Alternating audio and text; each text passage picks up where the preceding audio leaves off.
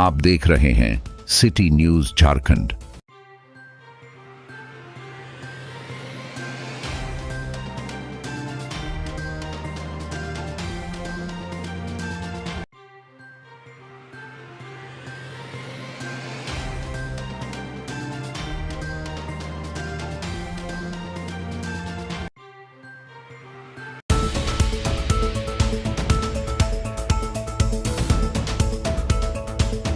लातेहार जिले के Betla NI centre में युवा कांग्रेस की प्रदेश कार्यकारिणी की बैठक आयोजित हुई, जिसकी अध्यक्षता प्रदेश अध्यक्ष अभिजीत राज ने की।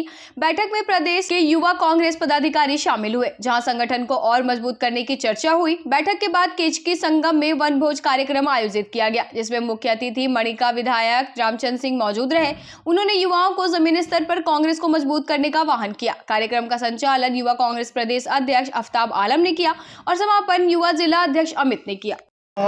युवा कांग्रेस का जो बैठक रखा गया है सर मुद्दा क्या है सर, और किस विषय पर सर मंथन हो रहा है सर? नहीं, प्रदेश कार्यकारिणी और वनभोज हम लोग रखे हैं जी, और निश्चित तौर से इसका ये कहने में कोई संकोच नहीं कि पूरा प्राकृतिक से घिरा हुआ और एक सुंदर जिला के रूप में लातेहार है। और लातेहार का चाहे वो बेतला नेशनल पार्क की बात हो, नेत्रहाट की बात हो, इस तरह के तमाम जगह हैं लातेहार के अंदर में जहाँ पे हम लोग मनोरंजन कर सकते हैं, हम लोग आ सकते हैं और बहुत कुछ प्रकृति को समझ सकते हैं, प्रकृति से प्यार कर सकते हैं। इसी को ध्यान में रखते हुए प्रदेश कार्यकारिणी 9 वर्ष के अवसर पे हमने ये तय किया।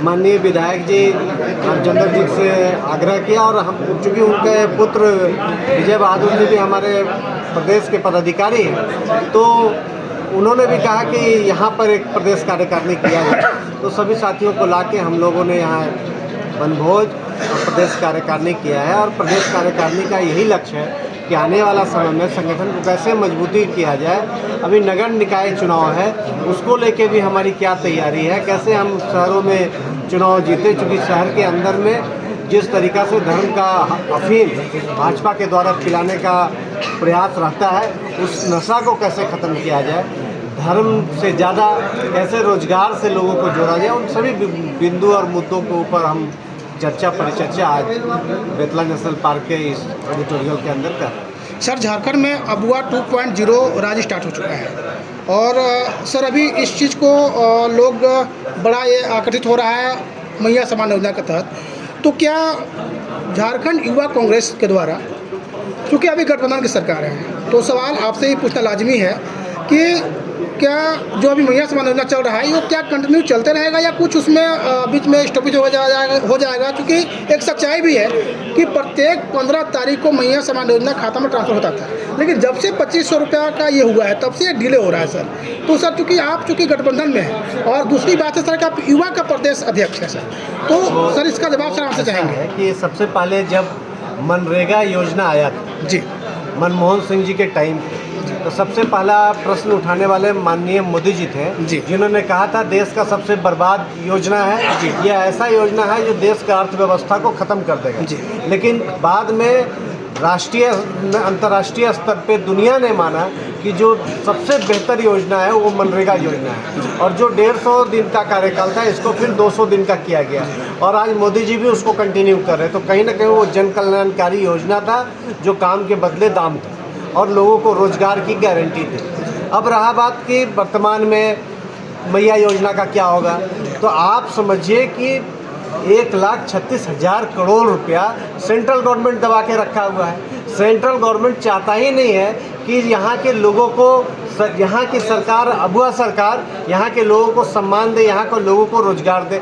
इसलिए यहाँ का जो भी नेचुरल चीज़ का है, चाहे जीएसटी का पैसा हो, टैक्स का पैसा हो, वो छोड़ नहीं रही है, जिसका नतीजा है कि आज जो आप प्रश्न कर रहे हैं वो प्रश्न का कारण वही है कि हम समय पर पैसा इसलिए नहीं दे पा रहे हैं क्योंकि हमारा पैसा सेंट्रल रिलीज नहीं कर रही है। तो सेंट्रल के अंदर में ये कहीं ना कहीं मन में पाप है, वो नहीं चाहता कि झारखंड गति के साथ आगे बढ़े, झारखंड के गरीब गुरबा के हाथों में शक्ति आए, पैसा आए, शिक्षित हो, इसीलिए वो इस तरह का हथकंडा अपनाते हैं। लेकिन उसके बावजूद हम आपको भरोसा और विश्वास दिलाते हैं कि हेमंत सोरेन जो सरकार बनी है कांग्रेस के सहयोग से, इसी मुद्दे पर बनी है कि जन कल्याण का कैसे काम होगा, और राहुल गांधी खुद इस चीज़ को मॉनिटर करते हैं। इसलिए हम भरोसा दिलाते हैं कि झारखंड के साथ अन्याय नहीं होगा। सर, बात अगर केंद्र सरकार की आ गया है तो जैसे आप बोल रहे हैं कि 1,36,000 करोड़ रुपया केंद्र सरकार पर जो टैक्स का पैसा बकाया है, लेकिन इस बार जो संसद चला उसमें डायरेक्ट जो सत्ता पक्ष है, जो केंद्र में जो सत्ता पक्ष है, उनका कहना है कि कोई बकाया नहीं है। अब जिसका जज भी उसी का है, वकील भी उसका ही है, कोर्ट भी उसी का है जी। तो जब सुनने वाला वही, देने वाला वही, तो उसका मर्जी।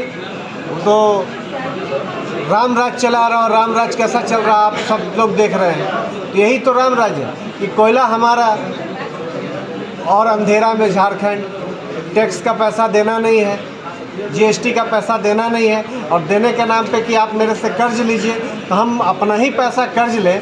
तो मतलब कि जिस दौर से झारखंड गुजरा है साहूकार के हाथों से, उसी साहूकारी प्रथा को राज्य को थोपने का काम मोदी सरकार कर रही है। सर, युवा कांग्रेस, झारखंड में युवा कांग्रेस में सर क्या बदलाव हो रहा है सर अभी?